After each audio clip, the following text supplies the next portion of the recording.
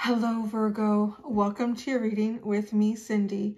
So, Virgo, if you've caught any of the other readings this week, you will have noticed I started with my Palo Santo or my White Sage. I'm not doing that today because the lovely little fluffy puffy Lily is sleeping like her bed is right on the other side of the camera, and that would really bother her. So I'm not going to do that. You might actually hear her snoring. It's more like a wheezing.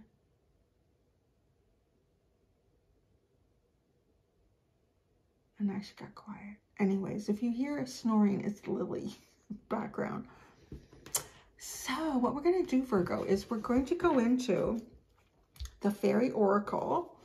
And I have the Fountain Tarot here as well. So it's going to be a general reading. What I'm going to look at is present. I'm not going to focus on the past here because you know what? I already get a lot of information out of these cards. It might kill me to do all that information. We're going to do present and future with the fairies and the Fountain Oracle for you. So here's the thing, sexy Virgo. It's a general reading. Because it's general, it may or may not resonate. If it does resonate and you're drawn to it, there will be an extended. The link to the extended is at the top of the description within this video.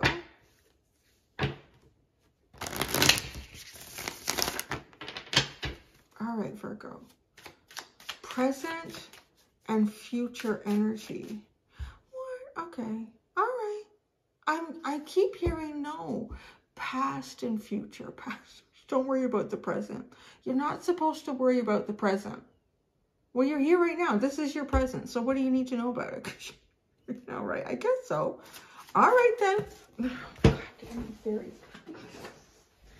They really are a mischievous little energy to work with. Okay, in the past, you had the Friends and the Bright Mother.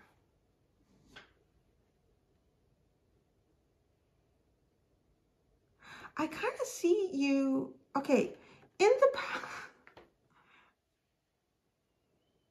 I see you in the past, like having a good time. Now, past can be a few hours ago, a few weeks ago, a few months ago, a few years ago. It's just completely open. But I see in the past, you kind of having a good time. And I want to say you and someone else here having a good time, sort of supporting each other. And there's a lot of darkness around, though. So in this darkness, you kind of came through some sort of darkness. So you might, you know, like you could have even been working with a group of people. It kind of feels like maybe, perhaps, because there's a lot of people. There's a lot of imagery in this card with the Bright Mother. And I feel like if you worked with a large team or you were involved with a large group, it could be your family, your community, your friends. There was you and one other that were sort of the, I want to say a little more fun than the rest of the group. That is incredibly curious what is going on in this card. Now, I want to say either a little more fun. It looks like a little more fun. Definitely somehow a supportive energy. So maybe you were both part of a team or both part of, yeah, like a department. I'm just sort of thinking of like way back when I used to work for a pest control company and I was in the QA department. I had a friend of mine that, and we would be kind of like this, like we always played off each other. We were always helping each other with information because we worked on the same things and we had the same experience. We dealt with the same managers. You know what I'm saying? So like, it's like you both, there is something like, I feel like this energy could switch at any given time. Then it could switch and you needed some support and this person would support you. Now what's really interesting is this Bright Mother character. I feel like you were moving towards it somehow. And I feel like you were moving towards this Bright Mother energy, kind of through the support of another. Now, what's really interesting, I can't remember who had this. Oh, it was Gemini. Gemini had the Bright Mother. And what's fascinating is they had Indy, who was holding a crystal ball. And so is the bright mother. Look what you got supported on your foot. This is weird. There's something going on about the feet. There is crystal ball, but it's kind of dark. And you could say, well, maybe it's just a stone, or no, I feel like it's one of these crystal balls, right? That the bright mother is holding. And you are on your way, or you were on your way to this bright mother. This bright mother feels like some sort of other group. There's already a lot of energy around the bright mother. There's a lot of energy that tries to get the bright mother's attention. The bright mother, though, is focused on this crystal ball. And you have one of the crystal balls. But in the past, you weren't looking at it. You had it with you, though. Like you had it on your foot as you were, I guess, hopping forward. Supporting quite a bit. The bright mother feels like the symbol of something that you're sort of fated to get to. And it also has the feeling of a lot of other things to find and explore in this energy.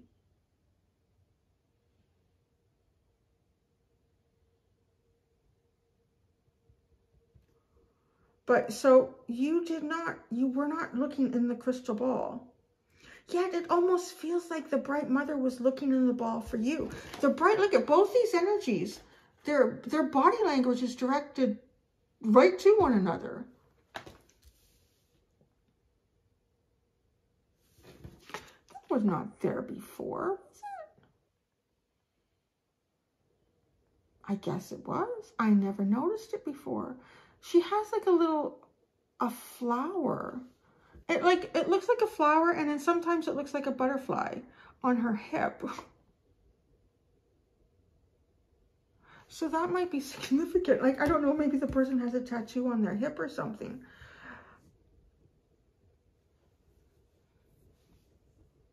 The fairies are very broad. Let's say that. They're very broad. So I'm still, and that's why I have myself some tarot here. There's a lot of energy around this bright mother. This almost feels like I would kind of qualify it as like an empress energy. It is very empress. Like, it just feels like she's maybe even birthed all of these things around her, and all these things kind of collect around her. They're really beautiful. But she's just looking at the crystal ball. And you have had, this is the past, the crystal ball. But it was balanced on your foot. Something about the steps you take forward were observed, or have been observed, or have been felt either energetically or on some sort of psychic realm here. There's another energy that you move towards that also kind of anticipates you. Okay, so the future. What is the future? You got 2 cards again. You do not have Indy. You got Indy. This is too weird. All these readings are connected this week. Can't even. Leo's was out of space. You got the space creature. Oh my God. Okay, you have Indy. Okay, so you're going to be holding the crystal ball in the future. Again, there's so many cards in here. Spirit's amazing. That's all I can say. You have Indy, and then you have the poke.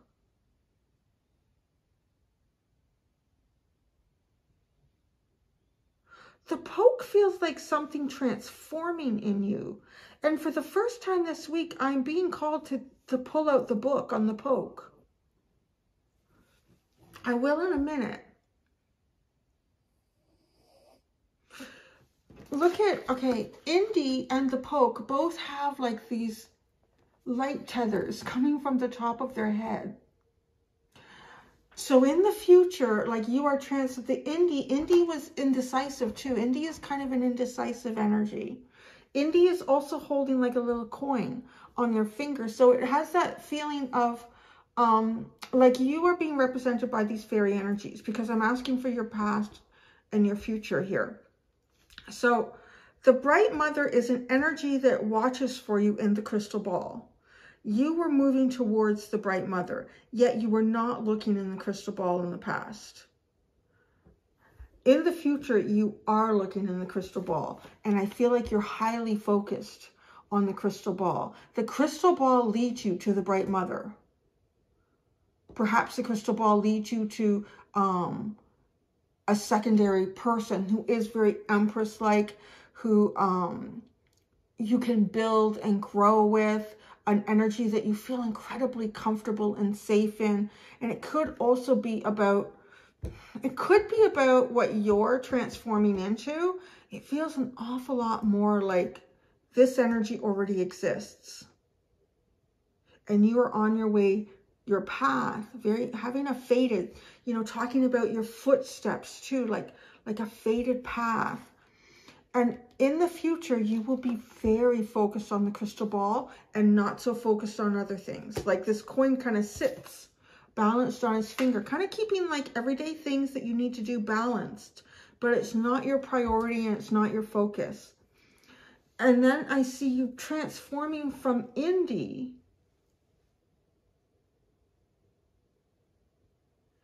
into the poke. Now, curious, Indy is standing on someone who looks just like a mess. You are this character. I don't know who this is. I don't know if this is someone that you kind of had to carry along. Because now I see you kind of standing on. It's so weird. Fairies are funny, man. Just bear with me. Fairies are the first one to throw a snowball in your face when you're not looking. So you know what kind of energy we're dealing with. We're dealing like little brats, but they're pretty smart, and they're usually doing what they're doing to teach you all some lessons. And I say y'all, I'm included in that. So Indy is standing on someone's face here, and it's kind of like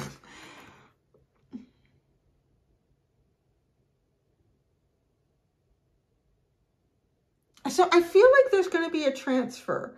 If you have been supporting others or someone else along some sort of ride here, it doesn't really feel like not wanting to.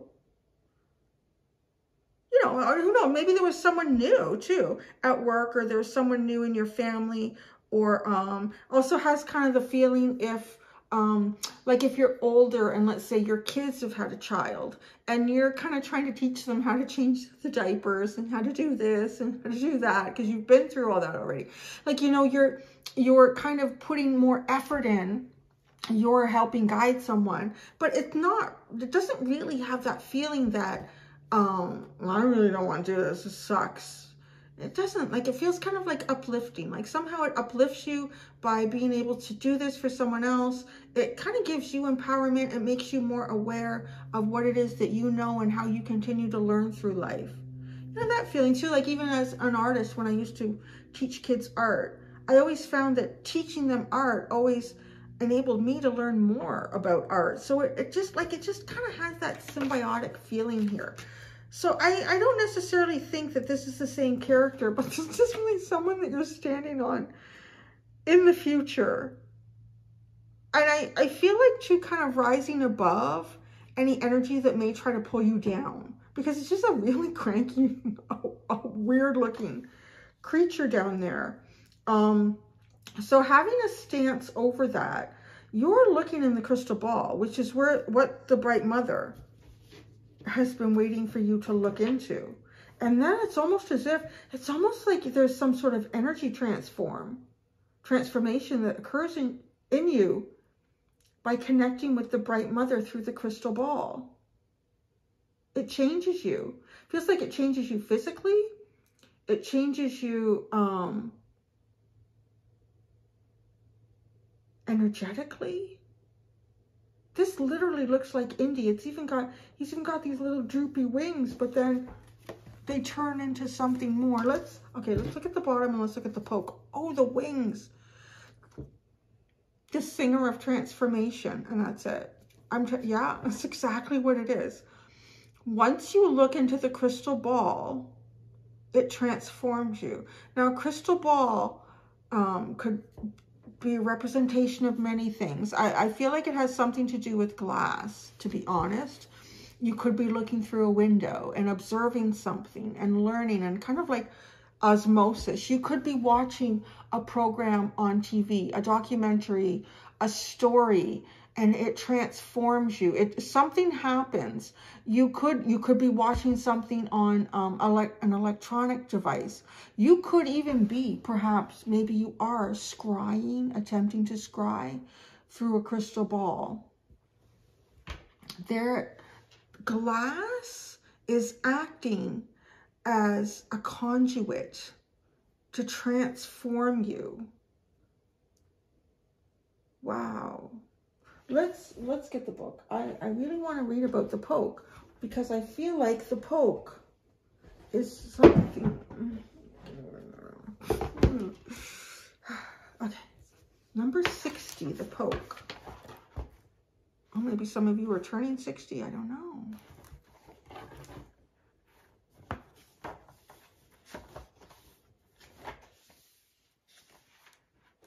The poke. Shape changer. Good and bad, bad and good. Paradox and resolution.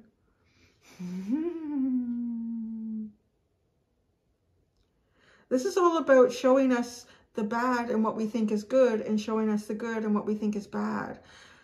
So this is really doing a 180 on who you've been. It's like what's about to happen here. This is all about a shape changer. It's exactly what I was kind of getting intuitively, that this is changing you physically, energetically, and I do want to also say perspectively. I have Gemini rising, I can make up words. Perspectively. Maybe that's not a made up word. In the reading, it is time for the resolution of seeming contradictions and paradoxes in the situation. Someone or some part of the situation is cloaked in confusion, and our muddled thoughts must be stripped away, revealing truth. We just need to think about it. The information we needed is now available to us, and as soon as we have that burst of insight and get it, it's time for us to make changes based on our newly clear understanding. Oh man, you're about to make some big changes, Virgo. You're about to come to terms with some paradoxes that have been going on in your life. And I don't know, we're going to really delve into what this is, who this is. It just literally feels like someone connecting with you through a crystal ball, through some form of glass. The synchronicities are too crazy in this reading.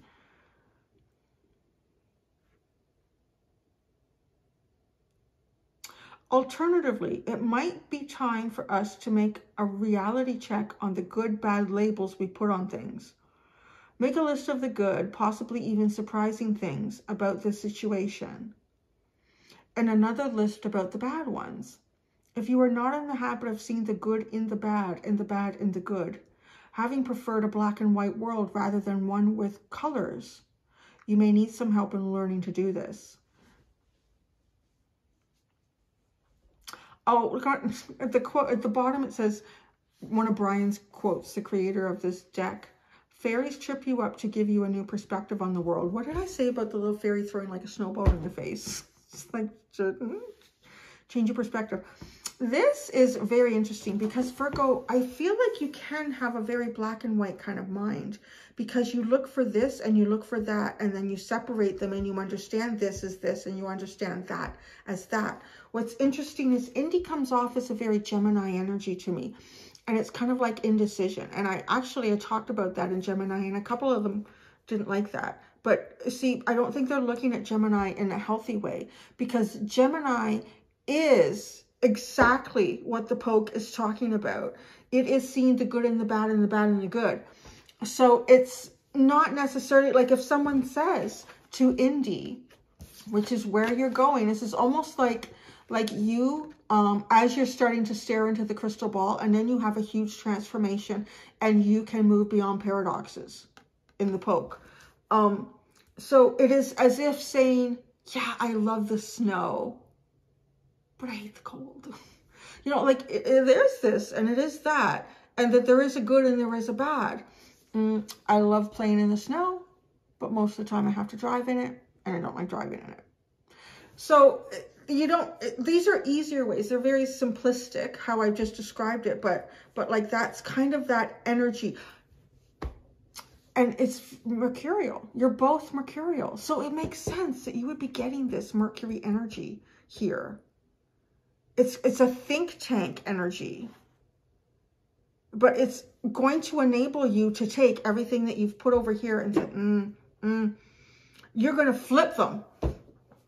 And then at some point, I feel like you're going to mix them in together and make something very holistic. And this is your perspective on things going on around you. And it could be one thing in particular.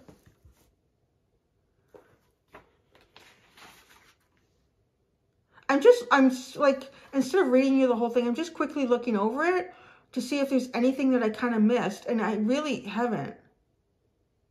He is very against rigid mindsets and in his own way encourages the development of inquiring minds.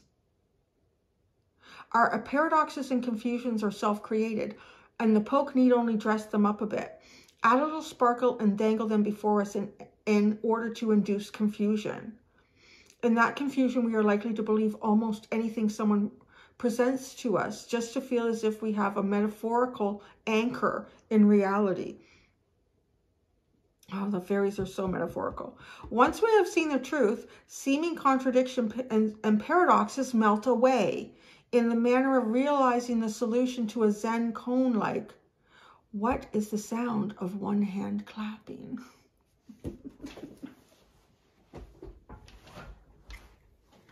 Your singer transformation, honey. That's where you're going.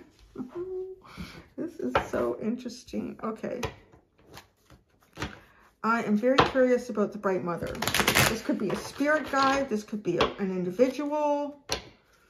This could be an ancestral energy. Something that communicates to you through glass, through crystal.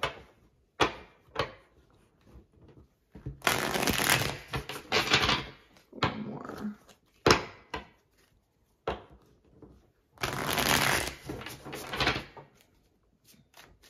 The Bright Mother.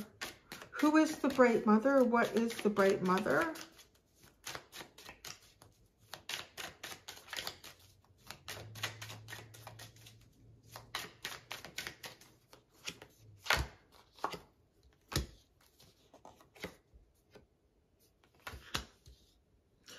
Wow, it is a whole lot of love, baby, that you can't get to just yet.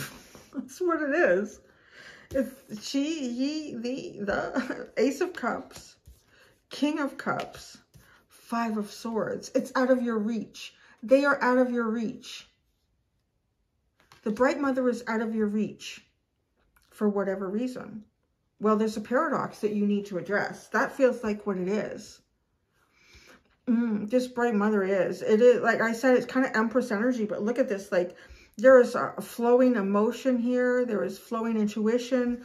There is a place of calm when there are storms. This is a safe haven. But the Five of Swords, this is an energy that I feel you are not, you know, connected with. It's out of your reach. The Friends, what were you doing here with the Friends? Elevating someone. You had the crystal ball. It just wasn't the focus as the Bright Mother was calling you in.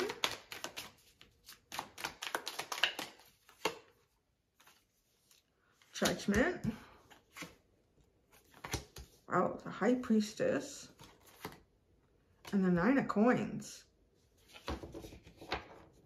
You know, this really has a sense of some sort of a new beginning for someone and sharing unknown information to create a sense of sovereignty and ability to stand on their own. Because this person,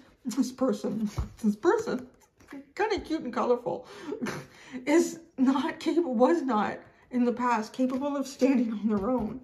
And then the Nine of Coins is. I really feel like somehow you were involved with someone on some level here, and like judgment, right? Like rising up, sort of giving someone an ability to make judgment calls with the high priestess where they were not able to see those before and be able to stand on their own. I mean, maybe this is you. Maybe it's two elements of you that you could have been working on.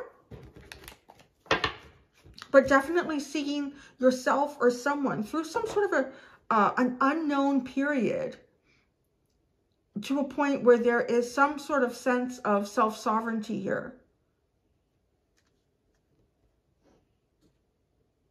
This bright mother calls you in like, oh. Okay, Indy. And then here you are as Indy in the future. Strength. That's good because you're going to do a transformation. You're going to need some strength there.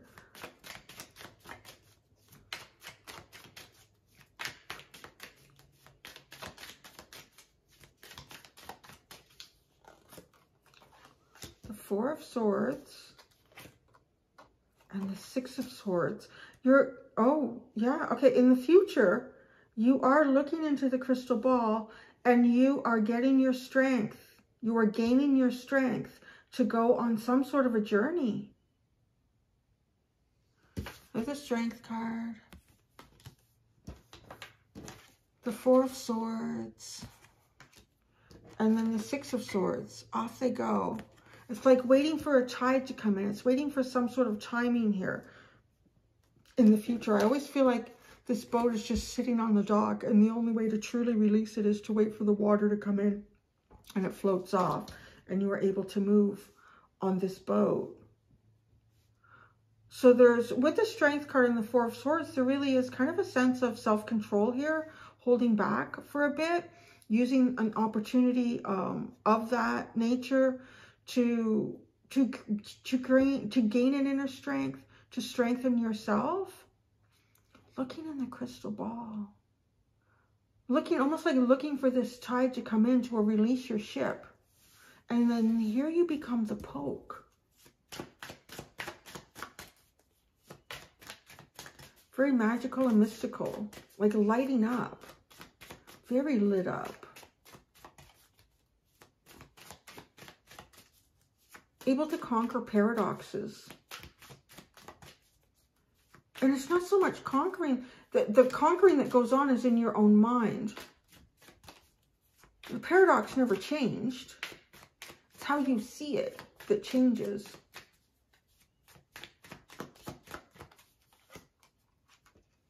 Four of Cups. Ace of Wands. The Two of Cups. Well, there's a paradoxical change. Going from the Four of Cups to the Two of Cups. Maybe this is where the bright mother is. Ooh, the Nine of Cups is at the bottom. The Seven of Swords, the Page of Swords. The Six of Cups, the Two of Swords, the Emperor. There's a whole shitload at the bottom here.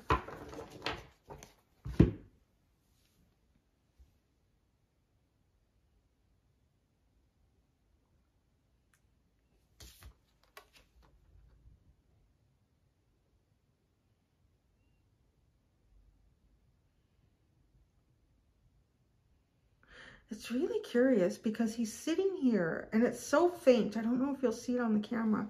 But, okay, in this Four of Cups, he's sitting between these cubes. And he's kind of like his legs are crossed. And he's holding onto his foot. Which is so interesting because your foot is what was originally carrying the crystal ball. I feel very much like your feet have something to do to represent the steps you've taken forward up to a point that you're going to end up in. And realizing the steps you've taken forward have, you know, like at first glance, it feels like these steps didn't serve what it was that you wanted to gain with the Four of Cups. But here's the paradoxical shift. These were the only steps that brought you to success. There's the paradox for you. And you know, like maybe struggling to succeed in something and never getting that. And thinking, God, every time I did this, this, and that was wrong, or this should have been that way, or I should have done it that way. You know, that's very kind of like Virgo, self-analyzing and analyzing situations and trying to bring them forward so the next time, you know, you've got a better hold on to how to have success. But then this is actually kind of like sitting down and saying, no, every failure was my step forward to success. There's success here. The Ace of Wands, this is like a eureka moment. This is like really coming out and shining.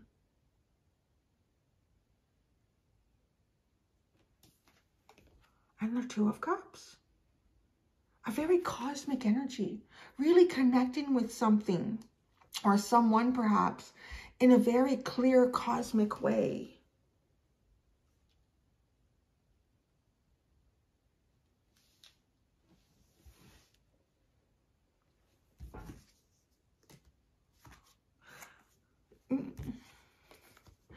Because with the Nine of Cups and the Seven of Swords and the Page of Swords, there it is, the page. This feels like what you've always hoped and wished for was right in front of you, but you didn't see it. Was right in front of you, but you didn't see it. It was hidden from you because you didn't understand the paradox. That you had to fail before you could succeed. And then you get the Six of Cups, the Two of Swords, and the Emperor. Two of Swords is curious here because that reminds me a bit of that indie energy. You know, he's got his arms crossed, trying to decide. And then you hit Emperor. It's also got the feeling of, you know, at first these cubes all looked like very opaque. But then when you hold them up and you look at your obstacle, you realize you can see right through it.